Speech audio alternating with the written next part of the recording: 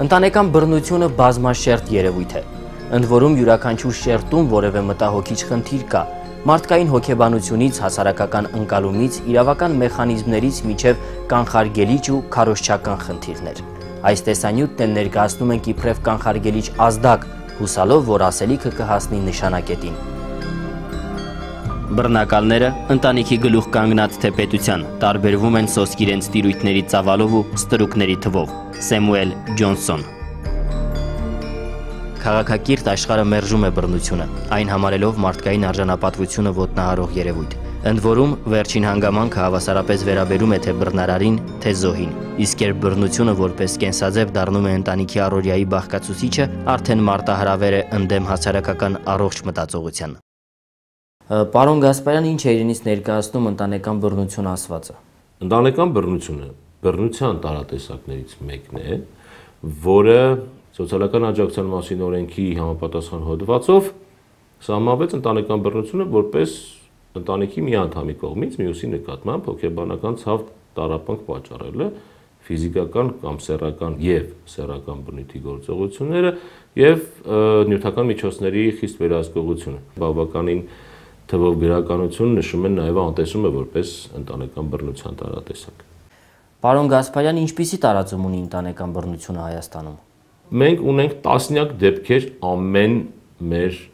թիրախային համայնքում։ Թիվը որքան էլ հստակ հիմա չասեմ, բայց ամեն համայնքում ունենք մոտավորապես 50 դեպք։ Պետական եւ ոչ պետական ինչպիսի կառույցներ են զբաղվում ընտանեկան բռնության կանխարգելման եւ արձագանքման խնդիրներով։ Հայաստանի Հանրապետության ոստիկանությունում կատարվող բարեփոխումների շրջանակում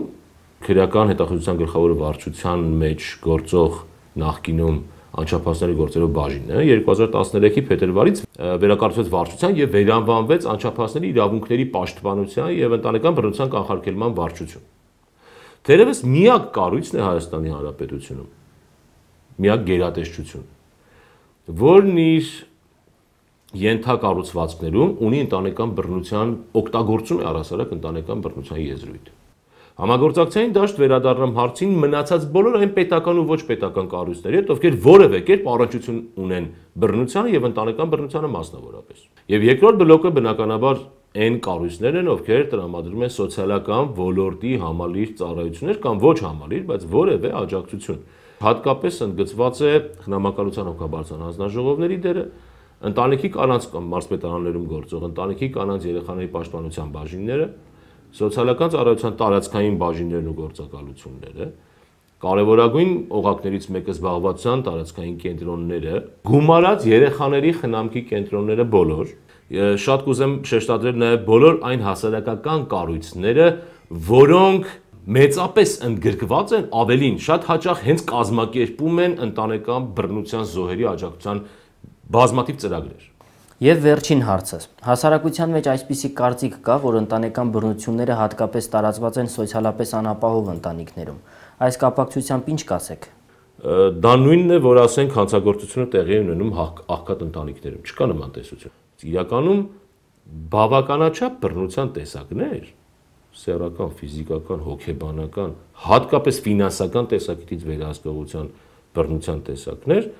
հատկապես տարածված են հարուստների ընտանիքներում։ Այլ բան, որ սրանց բացահայտման խնդիր ունենք մենք, թե ոստիկանության, թե դպրոցի, թե բուժհաստատությունների եւ թե սոցիալական ծառայությունների եւ թե այլ գերատեսչությունների կողմից, որովհետեւ այդ հարուստների ընտանիք մենք դժվարությամբ ենք մուտք գործում։ Ինքնատիրապետումը տիրապետելու բանալին է։ Բենցել Շտերնաու։ Փոքրինչ ինքնատիրապետում ու հանդուրժողականություն եւ բռնություն գործադրելու ցանկությունը կընկրկի, փաստում են հոգեբանները։ Բռնությունը որպես կոնֆլիկտի լուծման ճանապարհ ցավոք տարածված է։ Հարկ է մի կողմ թողնել կոնֆլիկտը ծնող սոցիալական ու միջանձնային պատճառներն ու փորփրել մարդկային հոգեբանությունը։ Արդյունքում կգտնենք մի շարք հարցերի պատասխաններ։ Հաճախ ընտանեկան բռնության ենթարկվածները չեն դիմում ոստիկանություն կամ չեն բարձրաձայնում խնդիրը։ Այս հանգամանքը կարող է պայմանավորվել հոգեբանական պատճառներով։ Այո, իհարկե կարող է պայմանավորված լինել հոգեբանական պատճառներով եւ հիմնականում հենց այդպես էլ լինում է։ Անձը, ով ենթարկվել է ընտանեկան բռնության, սովորաբար չի կարողանում այդ մասին բարձրաձայնել, որովհետև չի կարողանում հասկանալ ինչ հակակարծիքներ կամ ինչ կարծիքներ կարող են հնչել։ ինքը կարող է ինքն իրեն մեղադրել բռնության մեջ, որ երևի ինքն էր մեղավոր, որ ենթարկվեց բռնության, նա դժվարանում է որոշում կայացնել, օրինակ գնա ոստիկանություն, ահազանգի, դիմի, որևէ մի կառույցի օգնության հայց դիմի, թե ոչ։ Ինչպիսի գործոնների առկայության դեպքում են մարդիկ բռնարար դառնում։ Կան այդպիսի հետազոտություններ, որոնք արվել են ու պարզվել է, որ բռնարարը հենց իր ընտանիքում բռնության ենթարկված մեկն է, որը սերնդեսերունդ փոխանցվում է որպես վարքի մոդել, ձև, եւ ինքը նույն մոդելն է կրկնում, ինչ որ տեսել է իր ընտանիքում, եւ իր կարծիքը կամ խոսքը հաստատելու միակ ճանապարհը դա բռնություն գործադրելն է։ Ինչպիսի ազդեցություն է թողնում ընտանեկան բռնությունը երեխայի հոգեկան զարգացման վրա։ Անկախ նրանից երեխան առաջնային զոհ է, թե երկրորդային զոհ, այսինքն հենց բռնությունը իր վրա է կիրառվել, թե նա ուղղակի ականատես է եղել բռնությունը, փոխվում է նրա վարքը, փոխվում է նրա տրամադրությունը, կարող է դառնալ շատ ագրեսիվ, կռվարար, կարող է հակառակը լինել, կարող է երեխան դառնալ անսահման մեկուսացած եւ ինքնամփոփ, լինում են դեպքեր, երբ որ ուղղակի կորցնում են հաղորդակցման հմտությունները։ Եվ վերջին հարցս, ըստ ձեզ որոնք են ամուր ընտանիքի հոգեբանական հենքերը։ Ամենակարևորը սերն է, փոխզիջումն է, միմյանց հարգելն է։ Քանի որ ընտանիքում մենք յուրաքանչյուրս սերտ հուզական կապվածության մեջ են գտնվում մեկս մյուսի նկատմամբ, ապա պետք է ու փնտրում ենք մեր այդ ամրությունը ու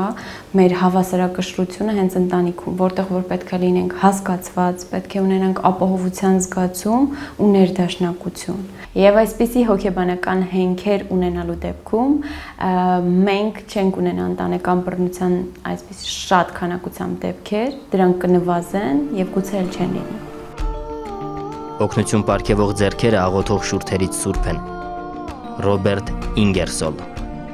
Հասարակության կողմից ճիշտ հասկացվելու կասկածամտությունը, անպաշտպանության եւ անապահովության զգացումը ընտանեկան բռնության զոհին թույլ չեն տալիս, որ քայլ կատարի եւ օգնության դիմի։ Մեր երկրում աջակցության պետական եւ ոչ պետական կառույցներ բարեբախտաբար կան, ինչպես եւ կան դիմացինի ճակատագրով մտահոգվող մարդիկ։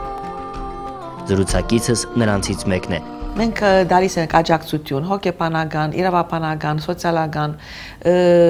դարբեր տրեյնինգներ, խմբություններ, ծնողական, կյանքի խմբություններ, առողջապահական հարցերը եւ նաեւ աջակցում ենք իրենց կարիքները բավարարելու համար։ Դա լինի բժշկական, դա լինի, ինչպես ասեցի, հոգեբանական, իրավաբանական։ Եվ նաև ունենք Աբաստարան այն ամենասուրբ դեպքերն են, որ իրենց կյանքի վտանգի է սպառնում, իրենց եւ իրենց երեխաները։ Աբաստարանը գալիս են, մենք դա կոնֆիդենցիալ տարածք է, ոչ մեկը չի գիտի դրա մասին, որտեղ է։ Մենք այնտեղ ապահովում ենք իրենց անվտանգությունը։ Ոչ թե իրավունքն է ծնում պարտքը, այլ պարտքը իրավունք։ Ֆրանսուଆ Շատոբրյան